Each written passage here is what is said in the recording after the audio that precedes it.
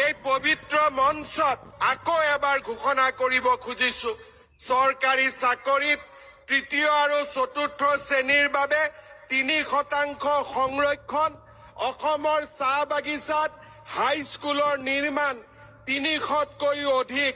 আয়ুষ্মান আৰোগ্য মন্দিৰৰ নিৰ্মাণৰ পিছত আমি আজি আপোনালোকক প্ৰতিশ্ৰুতি দিছো যে সময়ৰ লগত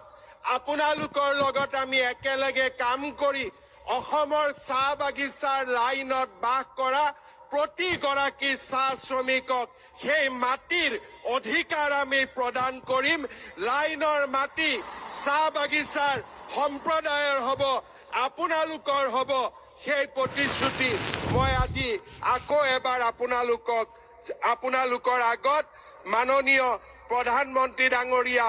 আৰু অসমৰ জনসাধাৰণক সন্মুখত ৰাখি মই